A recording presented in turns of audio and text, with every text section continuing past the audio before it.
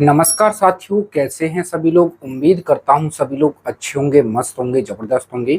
तो काफी लोगों के प्रश्न थे कि भैया हमारा जो एक्सपेक्टेड कट ऑफ कितना जा सकता है, सेफ अटेम्प्ट कितना रह सकता है और आंसर की लिंक कब तक एक्टिव हो जाएगी। तो पूरे प्रश्नों के जवाब आपको इस वीडियो में मिलने वाले हैं। तो प्यारे साथी, अगर आप लोगों ने इस वीडियो को अभी तक शेयर नहीं किया है तो प्यारे पहले तो वीडियो को शेयर कर देंगे उन साथियों के लिए जिन्होंने आरआरबी एनटीपीसी अंडर ग्रेजुएट का पेपर दिया है या देने वाले हैं। तो प्यारे साथी, उनके लिए ये वीडियो जरूर पहुंचना चाहिए, ठीक है ना। तो पूरा कंप्लीट हम आपको बताने वाले हैं आरआरबी एनटीपीसी यूजी यानी अंडर ग्रेजुएट एग्जाम 2025 के बारे में। पूरी अपडेट आपको इस वीडियो में मिलने वाली है, ठीक है ना। तो एक एक पॉइंट पर अपन बात करेंगे। सभी पॉइंट आपके यहाँ पर इंक्लूड हमने किए हैं। जो भी आपकी जेन्युइन समस्या है, पूरे सारे प्रश्न आपके यहाँ पर रखे हैं, ठीक है ना भैया। सबसे पहले हम बात करेंगे आगे। यहाँ पर जो आपके प्रश्न है, मैंने आपके प्रश्नों को रखा है योर क्वेरी। आपकी जो क्वेरी है, जो आपके डाउट है, उस डाउट को मैंने यहाँ पर रखा है, ठीक है ना। पहला प्रश्न है कि जो आपके पेपर हो चुके हैं, जैसे मान लीजिए आपके यानी 7 अगस्त से पेपर चालू हुए थे, तो 7 अगस्त से देखा जाए कि कौन सी शिफ्ट इसमें हार्ड थी, कौन सी शिफ्ट इसमें इजी थी, इसके बारे में अपन चर्चा करेंगे। उसके बाद प्यारे साथी आपका अगला प्रश्न है कि जो हमारी आंसर की है, जैसे ही हमारे पेपर खत्म होते हैं 9 तारीख को, उसके बाद आंसर की कब तक आ जाएगी, ठीक है ना। उसके बाद हम बात करें, अगला जो प्रश्न है मेरे भाई, नॉर्मलाइजेशन कितना क्या मिल सकता है। अगर आपकी हार्ड है तो कितना मिलेगा, आपकी इजी शिफ्ट है तो कितना मिलेगा, ठीक है ना भैया। उसके बाद जो अगला प्रश्न है कि सेफ स्कोर क्या रह सकता है, उसके बारे में भी बात करेंगे। सेफ अटेम्प्ट क्या रहेगा, वो भी उसके बारे में भी बात करेंगे, ठीक है ना भैया। आगे बात करते हैं मेरे भाई। आगे जो अगला प्रश्न है प्यारे साथी, आपका अगला प्रश्न भैया कट ऑफ। अपन चर्चा करने वाले हैं कि आपके जो प्रश्न हैं इन पर अपन थोड़ा सा प्रकाश डालते हैं। तो सबसे पहले मैं आपके आंसर की के बारे में चर्चा करता हूं। देखो भैया, अगर मैं थोड़ा सा आंसर की के बारे में बात करूं मेरे भाई, कि आंसर की प्यारे साथी कब तक आ जाएगी। देखो भैया, आपको पता है कि भैया आपकी जो परीक्षा है 7 अगस्त से चल रही है ना। 7 अगस्त से प्यारे साथी आपकी परीक्षा चल रही है और ये कब तक होने वाली है, तो मेरे भाई 9 सितंबर तक आपकी परीक्षा चलने वाली है, ठीक है ना।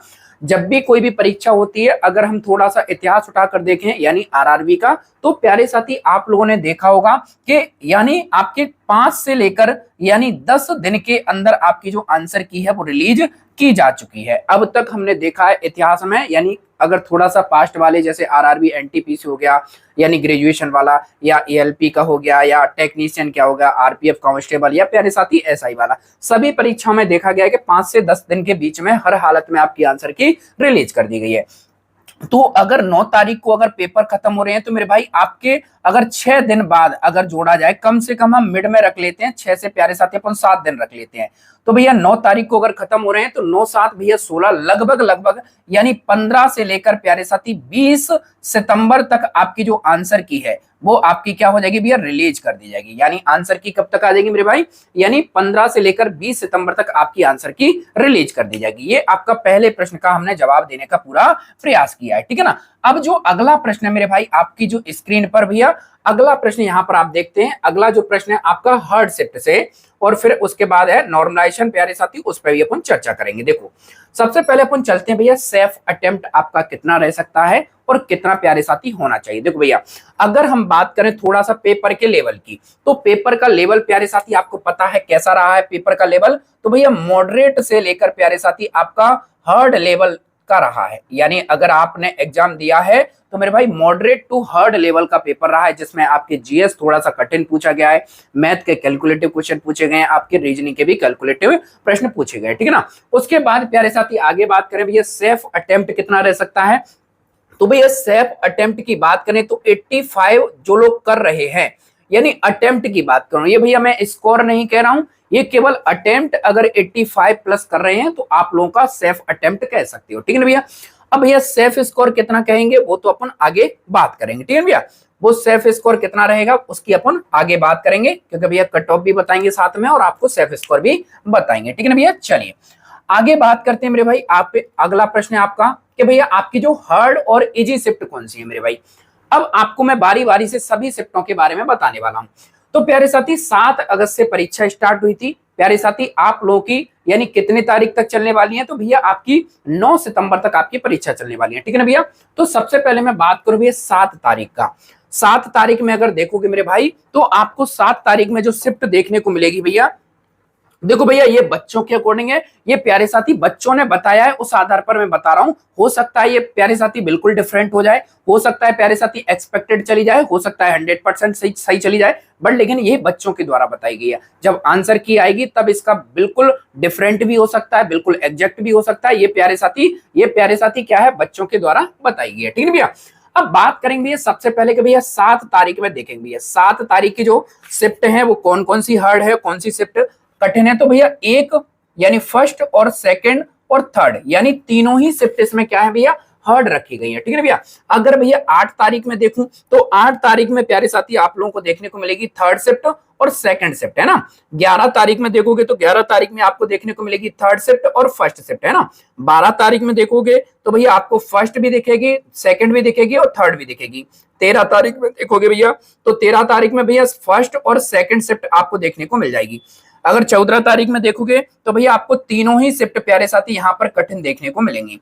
18 तारीख में देखोगे तो भैया आपको देखने को मिलेगी थर्ड और फर्स्ट शिफ्ट। ठीक है ना भैया, उसके बाद मैं आगे बात करूं भैया 19 तारीख में, तो 19 तारीख की बात करूं प्यारे साथी तो 19 तारीख में आपको देखने को मिलेगी थर्ड और सेकंड शिफ्ट आपके कठिन देखने को मिलेगी। 20 तारीख में बात करें तो भैया थर्ड शिफ्ट और सेकंड शिफ्ट आपको देखने को मिलेगी। अगर मैं बात करूं 21 तारीख की तो 21 तारीख में थर्ड शिफ्ट और फर्स्ट शिफ्ट आपको देखने को मिलेगी। अगर मैं बात करूं भैया 22 तारीख में तो 22 तारीख में थर्ड और भैया आपकी फर्स्ट शिफ्ट आपको देखने को मिल जाएगी। ठीक है ना, उसके बाद प्यारे साथी 28 तारीख में देखोगे तो सेकंड और थर्ड आपको देखने को मिलेगी। और भैया 29 तक आपकी परीक्षाएं हो चुकी हैं, तो भैया एक और सेकंड यानी प्यारे साथी इतनी आपकी शिफ्ट क्या है, हार्ड देखने को मिलेंगी। ये प्यारे साथी 29 तक आपकी अभी तक परीक्षाएं हुई हैं। उसके बाद जो परीक्षा होने वाली है वो 1 तारीख को होने वाली है, 2 को होने वाली है, 3 को, 4 को, फिर 8 को, फिर 9 को, यानी ये दिन आपके बचे हैं और इतनी परीक्षाएं हो चुकी हैं। लगभग 1 2 3 4 5 6 7 8 9 10 11 12 13 यानी 13 दिन परीक्षाएं हो चुकी हैं और प्रत्येक दिन आपकी 3 शिफ्ट, तो 39 शिफ्ट प्यारे साथी आपकी कंप्लीट हो चुकी हैं। तो इन 39 शिफ्ट में प्यारे साथी आपकी ये हार्ड शिफ्ट हैं।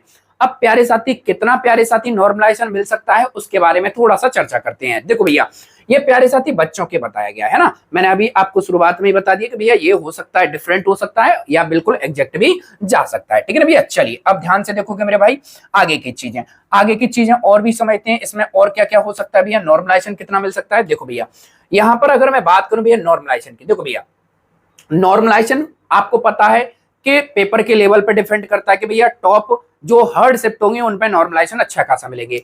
देखो भैया अब प्यारे साथी ये आपके जो 39 शिफ्ट हैं हो सकता है इनमें से यानी कुछ शिफ्ट क्या है हार्ड होंगी, है ना, बहुत ही ज्यादा हार्ड होंगी, तो कुछ ज्यादा हार्ड होंगी, बहुत ही वेरी डिफिकल्ट होंगी, यानी वेरी डिफिकल्ट होंगी मेरे भाई। अगर वेरी डिफिकल्ट होंगी तो उसमें क्या है प्यारे साथी, हो सकता है आपको 15+ स्कोर देखने को मिले नॉर्मलाइजेशन में।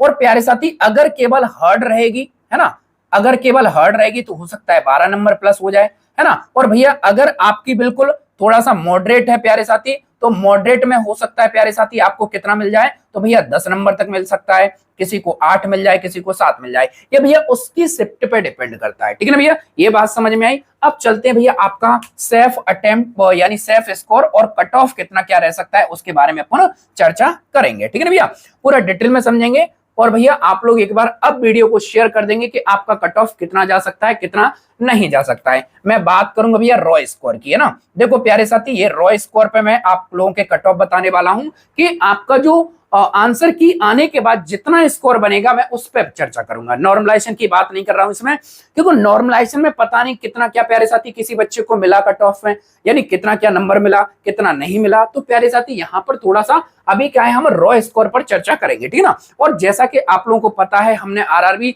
एनटीपीसी ग्रेजुएट लेवल का भी आप लोगों को बिल्कुल टॉप, तो उसमें भी आपकी कठिन शिफ्ट में बिल्कुल जो बताई थी वही कठिन शिफ्ट मिली थी। उसके बाद जो कट ऑफ बताया है वो भी मुझे लगता है लगभग सेम ही जाने वाला है, ठीक है ना। तो पूरी चर्चा करेंगे उस पर भी और लगातार हम आपको अपडेट देते रहते हैं। तो चलिए भैया यहाँ पर देखते हैं। सबसे पहले हम यूआर की बात करेंगे, उसके बाद आपका ओबीसी की बात करेंगे मेरे भाई, उसके बाद प्यारे साथी ईडब्ल्यूएस की बात करेंगे। आपके एससी की बात करेंगे, एसटी की बात करेंगे, यानी सभी के बारे में अपन चर्चा करेंगे। देखो भैया, ये प्यारे साथी रॉ स्कोर है, एक एक्सपेक्टेड कट ऑफ है, हो सकता है बिल्कुल 100% सटीक चला जाए, हो सकता है प्यारे साथी 90% चला जाए, हो सकता है भैया आपको यानी 50% चला जाए। बट लेकिन आप लोगों को एक चीज जरूर बताएंगे भैया, प्लस माइनस 2 नंबर आपको करना है ना, प्लस माइनस 2 नंबर करना है, और रॉ स्कोर पर अपन चर्चा करने वाले हैं, ठीक है ना भैया।